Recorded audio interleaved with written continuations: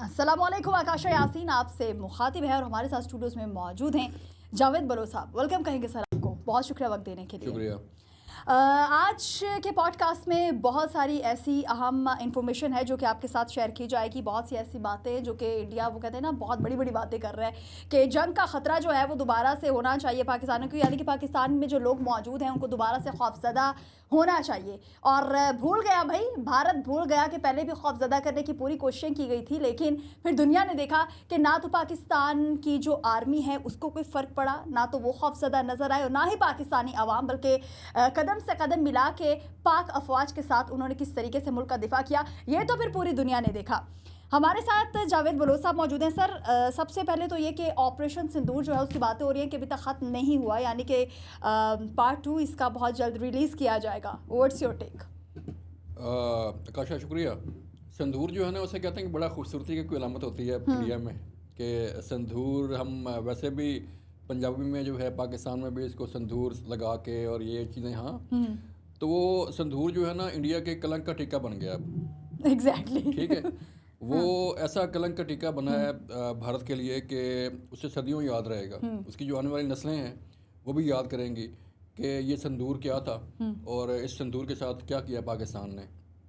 दुनिया भी इस ऑपरेशन संदूर को जो है अब भी ले रही है एज ए कलंक का टीका भारत के माथे पे, जो बड़ा दूर से नज़र आता है अब दुनिया को कि ये संदूर जो है कैसे इसका कलंक का टीका बना है और किस तरह पाकिस्तान की मुसल्लह अफवाज ने उसे धूल चिटवाई और किस तरह जो है वो देखते रह गए और हमारे फतेह 1 को, फतेह 2 को और जो हमारे मिज़ाइल थे, जो हमारी तोपों के गोले थे, उन्हें कोई रोकने वाला कौन नहीं था। हाल ये हो गया था इस संदूर का कि उन्होंने तो एक जो है वो शुरू में ठुक ठाक की कि बरामूस गिरा के जो है वो शायद पाकिस्तान को डरा लेंगे, बरामूस गिरा के जो है वो पाकिस्तानी अवाम को शायद डरा लेंगे, तो वो सीन तो हुआ नहीं। अब उनका क्या ख्याल था, ये ऑपरेशन संदूर जो है कलंक का टीका क्यों बना? उसकी वजह ये थी कि इंडिया ने ये प्लान किया कि हम मिसाइल गिराते हैं, तो मिसाइल गिराने के बाद जो है वो हम कुछ लोगों को इन्वॉल्व कर लेंगे, दुनिया को इन्वॉल्व कर लेंगे कि अच्छा बस हो गया, अब और जंग नहीं चाहिए। जैसे उसे वाक़ और मिला था 2019 में कि अभिनंदन को हमने गिरफ़्तार किया, उसका तैयारा तबाह हुआ, लेकिन दुनिया के कहने पे या दोस्त ममालिक के कहने पे उसे पाकिस्तान ने जो है वापस कर दिया था। तो अब भी उसका ख्याल यही था कि शायद अब भी मुझे कोई वाक़ और मिल जाए और कोई जो है वो फेस सेविंग हो जाए मेरी, कि चलें बरामूस गिरा दिए तो चलें कोई बात नहीं, फिर मिल बैठेंगे, ये है वो है, तो फिर हम उसको। लेकिन पाकिस्तान ने जो उसको एक पूरा एक पैकेज दिया, एक पूरा जवाब दिया और जवाब भी ऐसा दिया कि उसे समझ नहीं आई कि उसके साथ हो क्या रहा है। ठीक है ना, आपको याद होगा DGISPR के अल्फाज के, अब हमारे जवाब का इंतज़ार करो। ठीक है ना, ये रात 2:30 बजे का टाइम था जब उन्होंने ये कहा कि अब हमारे जवाब का इंतज़ार करो। ठीक है जी। अच्छा, इंडिया बार बार बहुत से हमने एंकर्स को देखा, मतलब उनके जो सोशल मीडिया ले लो या उनके जो मीडिया एंकर्स थे, जो उनके सैटेलाइट चैनल्स हैं, वहाँ पे जो एंकर्स थे, मतलब अजीबो गरीब सी बातें, भाई हमला करो हम पे, तुम में हिम्मत नहीं है। मतलब एक होता है ना कि दिलाने वाले अगले को तर्ज दिलाने वाली बात होती है कि भाई आप हम पे हमला करो, आप कर ही नहीं सकते हो। फिर जब जवाब आया, फिर जब हमने हमला किया, तो उसके बाद तो बिल्कुल चुप करके बैठ गए। अब दोबारा से कुछ ना कुछ बातें सुनाई दे रही हैं। उसके बाद उन्होंने चुप नहीं किया। जब ये कह रहे थे ना कि आओ आसम मुनीर हम पे हमला करो, आओ फलाम जो है हम पे हमला करो, तो ये गिदड़ भपतियाँ जो है वो उन्होंने कहा कि हम कहते रहेंगे, पाकिस्तान करेगा कुछ नहीं। लेकिन जब हमला हुआ ना तो वो फिर हमने कहते हुए उन्हें सुना, उसी मीडिया को, उसी एनालिस्ट को, डिफेंस एनालिस्ट को, और उन्हीं जो है वो भारतीय मीडिया के उन एंकर्स को, कि हमें तो पता है कि उन के पास कितने, हमने कहा को एक चलाएंगे, इन्होंने सारे चला दिए। अच्छा, सॉरी सर, इंटरप्ट कर रहे हो आपको। आपने कहा कि उनके जो मीडिया चैनल्स, उन्होंने कहा भाई हमला करो हम पे, तो उनके मतलब वो सोच रहे थे हम हमला नहीं करेंगे। ऐसा क्यों सोच रहे थे? ऐसा इसलिए सोच रहे थे कि उन्होंने एक हाइप क्रिएट करनी थी। उन्होंने जो है वो देखा ना, आप को मैप दिखा के वो कह रहे थे कि जी के इस्लामाबाद पे कब्ज़ा हो गया, कराची तबाह हो गया, लाहौर की बंदरगाह जो है वो तबाह हो गई। अब लाहौर में कब्जा कर लिया समंदर, लाहौर में उन बेवकूफ़ों को ये नहीं पता कि लाहौर में बंदरगाह है ही नहीं। ठीक है जी, उन्होंने जो है वो कहा कि लाहौर की बंदरगाह का कब्जा हो गया।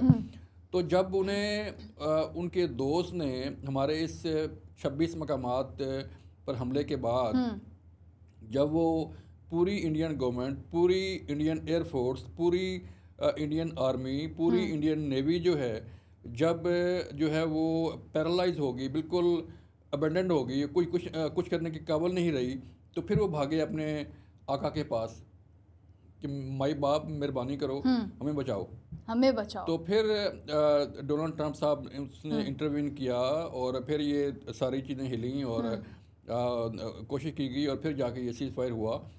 लेकिन अब हुआ क्या, अब सीज़ फायर तो हो गया और उसी डोनाल्ड ट्रंप के साथ जो है वो मोदी सरकार, मोदी साहब जो है अपनी तस्वीरें लगा के और उन्हें अपना बड़ा अच्छा दोस्त कहते थे, उन्हें बड़ा अच्छा अपना साथी कहते थे और बड़ा वेल विशर कहते थे अपना इंडिया का।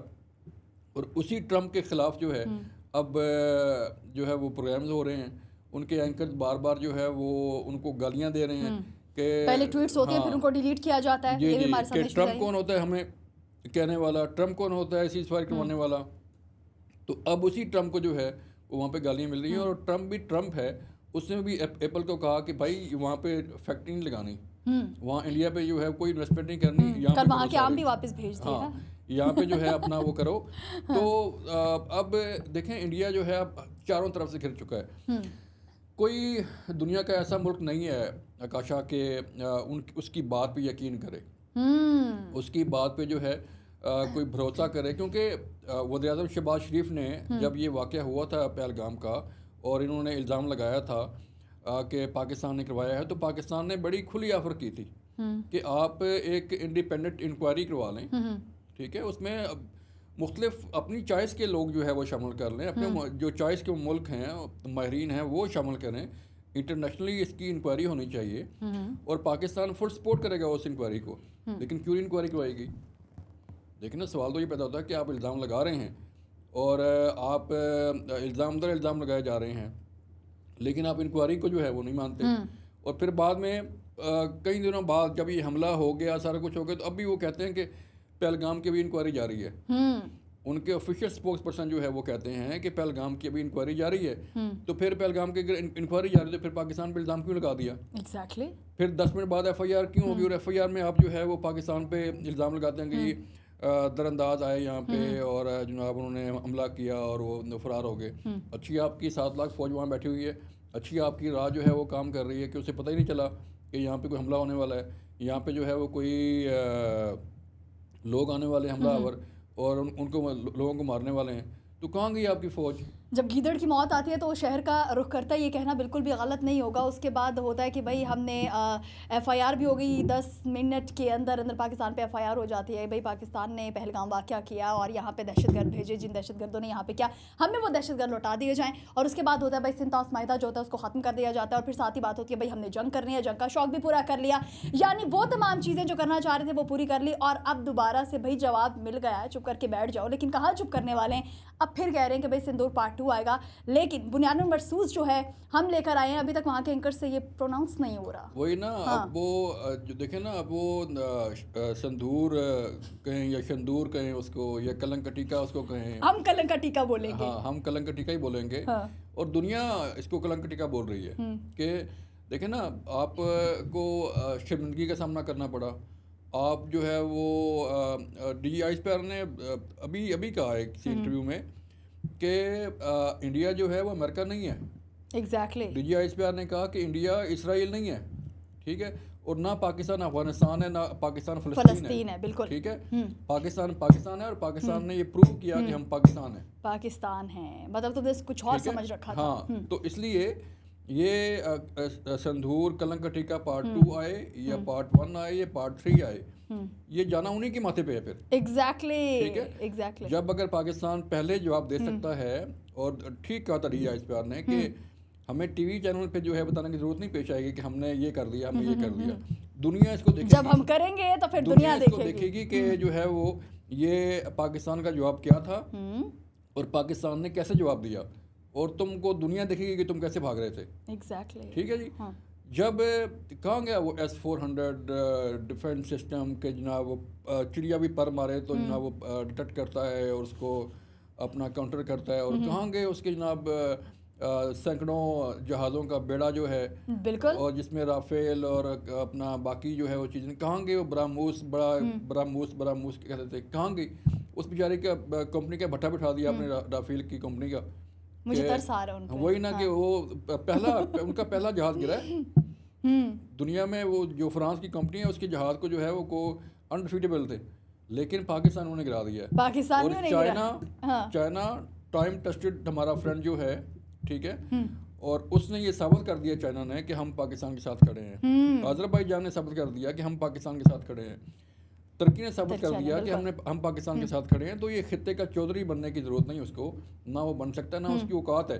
बिल्कुल, क्योंकि जो है वो 1.25 अरब 1.5 अरब की आबादी होना, और देखे कितने करोड़ों लोग जो है वो इंडिया में सड़कों पर सोते हैं, उनके पास घर नहीं है, ठीक है। कितने करोड़ों लोग ऐसे हैं जिनके पास रोटी खाने के लिए पैसे नहीं है, ठीक है। उनकी तो वो बात नहीं करता, और बात करता है पाकिस्तान को फतह करने की, ये पाकिस्तान पे जो है खुदा न खासा जो है वो अटैक करने की।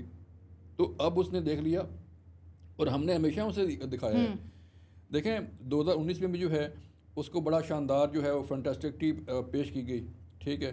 और दुनिया को याद है कि कैसे उन्होंने बालाकोट अटैक किया, वहाँ पे कौवा मार के जो है वो बड़ा उन्होंने शेर मार्का मार दिया। और फिर अभी नंदन को जब हमने गिराया तो फिर उसको भी दुनिया ने देखा। बिल्कुल, हमें बताने की ज़रूरत नहीं थी। फिर ये कि दुनिया के पास मिन्नत अल्लाह किया कि ये हमें हमारा पायलट लेके दें, तो हमने वापस किया। तो अब भी जो है वो दुनिया ने देखा कि पाकिस्तान का जवाब क्या था, पाकिस्तान का रिस्पांस क्या था, और इनको जो है वो छुपने की जगह नहीं मिल रही थी। बात करते हैं अपनी आवाम की। अब वही आवाम जो है वो उसको मोदी को जो है वो गालियां दे रही है। वही एंकर जो है वो मोदी को गालियां दे रहे हैं कि भाई तुमने तो कहा था कि हम ये कर लेंगे, हम वो कर लेंगे, कहाँ गई। सर एक short question, last question, Modi को इस इलेक्शन में कहाँ देखते हैं आप? मोदी की गवर्नमेंट जो है वो गिरने वाली है। मखलूत गवर्नमेंट है उसकी, पहले ही मुख्तलिफ पार्टियों की गवर्नमेंट बनी हुई है। बाहर का इलेक्शन जो है वो आने वाला है, तो वो उसने नहीं जीतना। देखें ये जो फॉल्स फ्लैग ऑपरेशन किया गया था, फिर ये ऑपरेशन संदूर कलंकटी का जो है वो उसको अपना जब ये एपिसोड हुआ तो जब उसको अब जवाब आ गया है, तो न सिर्फ दुनिया बल्कि भारतीय अवाम जो है वो अब देख रही है कि भाई इसके पल्ले कुछ नहीं है, ये तो मरवाएगा, ये तो साला मरवाएगा हमें, ठीक है। तो इस साले को जो है अब इंडियन अवाम जो है वो नहीं कबूल करेगी, आप देखिएगा। और इसको ना तो कोई इलेक्शन में कोई कामयाबी मिलनी है और ना इसका कोई अगला टर्नओवर जो हम देख रहे हैं, और ये अपनी मूंग खाएगा दोबारा। इसका फ्यूचर दोबारा हम कहीं नहीं देख रहे। एक और फॉल्स फ्लैग की तैयारियां जो हैं वो उरूज पर हैं।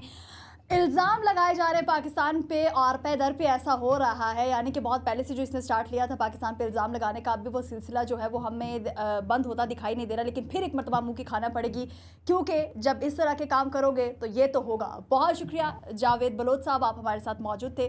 दीजिए अपनी मेज़बान आकाश यासीन को इजाज़त, खुदा हाफ़िज़।